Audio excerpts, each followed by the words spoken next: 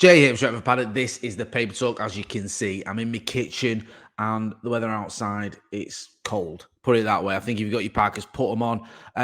Obviously, a lot of the news this morning is centering around the game today. Manchester United travelling to Anfield for the game against Liverpool. One that I'd like to say I'm looking forward to, but I'm not. We're going to be back later on today with the watch along course. Me, Joe, Abdullah thinks going to be there for the halftime analysis. Then we'll be getting all the reaction from all the lads as well. Don't forget, if you want to get involved with that as well, send in your score predictions, a 30-second landscape video on your phone to paddockmatchday@gmail.com, and we'll use it in our pre-match build-up. Yeah, looking ahead towards the game, Erik tonight gave us a little bit of an update on Friday, talking about players that could be available. It looks like Luke Shaw and Marcus Rashford could be available for today's game. It did look like both of them were going to be out, but now it looks like they're in.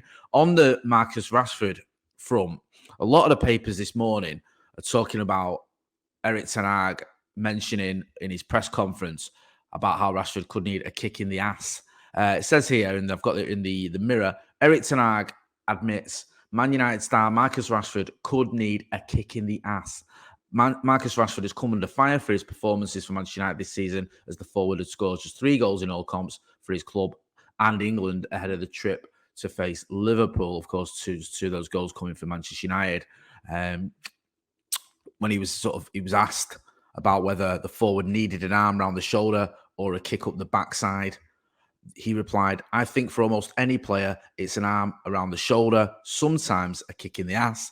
It can make the difference or make a difference in the management, which approach you are taking, a kick in the ass or an arm around the shoulder."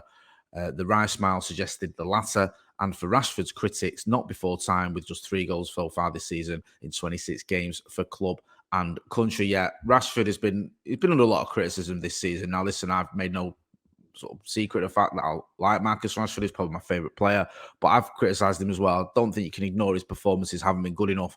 This was a player who last season was absolutely banging them in. 30 goals in all competitions, was a big part of the reason we finished third and won a trophy last season. And yet this season, he hasn't got going at all. And it's worrying because no one else is stepping up. I think Garnacho has got 1 or 2 goals, maybe. I think it's maybe just 1, but it was a spectacular one against Everton, but he's not been scoring many goals. Rasmus Højlund obviously has been firing in Europe, but in the Premier League, he's yet to get off the mark. Anthony, typical, really. He doesn't really contribute many goals at all. Didn't last season. He contributed a few. This season, I don't think he's got any. Facundo Palestri is only just a kid, really. Although he's older than Garnacho, hasn't had much of a chance, but when he has, he's looked okay. He hasn't scored any goals, I don't think. So you're looking at it going, where's the goals coming from? The goals this season have come from midfield.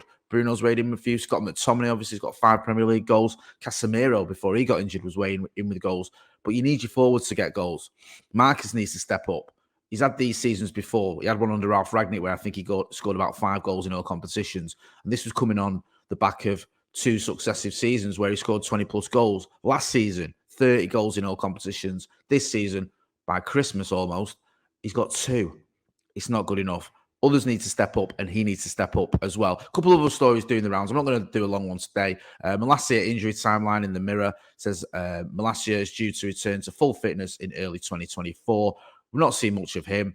United have brought in Sergio Reguilon. I don't think there's a huge difference between Reguilon's ability and Tyrell Malacia's, if I'm being brutally honest, but we'll do what I see him back because obviously Malacia is a decent player. He's someone who gives his all. Seems to be a popular player as well.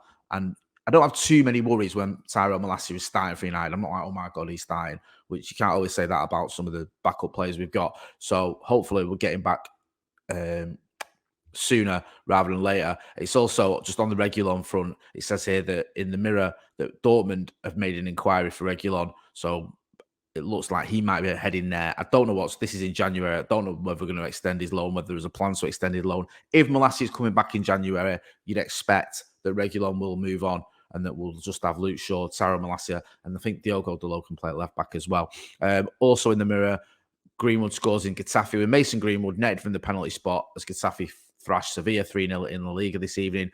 Greenwood has now scored 3 goals in 13 La Liga appearances since joining Getafe on loan from Manchester United. I've spoke about this quite a few times. You don't know what's going to happen with Mason Greenwood. A lot of people think, that he's done. That statement that Manchester United put out, though, for me, was just ambiguous enough to suggest that the door was being left open for him, that maybe there was a way for him to come back to Manchester United. I'm not saying he should. I'm just saying that was how I took it. On the back pages, a lot of the newspapers are focusing on the Luton captain who he had a mid-match cardiac arrest. Lockyer, the lad, I think the game had to be abandoned in the end. I think it was between Bournemouth and Luton, and it was obviously distressing scenes there.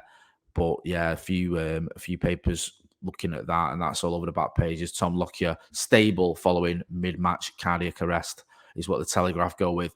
Obviously, we hope him a speedy recovery. It's never nice seeing that. I was watching a bit of, I think it was something like Gillette Soccer Saturday or something. I was just flicking through just to see the results, and it came up that the game had been stopped, and I think it was eventually abandoned because of that.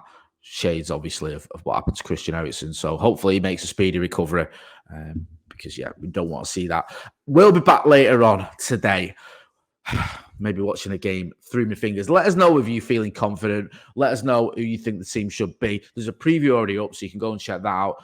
Yeah, we'll be here for the watch along. Manchester United travelling to Anfield in what could be big game for Erik Ten Hag. If he loses it and loses it badly, the knives are going to be out. They're already out for him. They're going to be sharpened. But you never know. I'm trying to remain confident. It's not easy. I've been Motty. This has been the Paper Talk. Don't forget to hit like, share, and subscribe. Thanks for watching.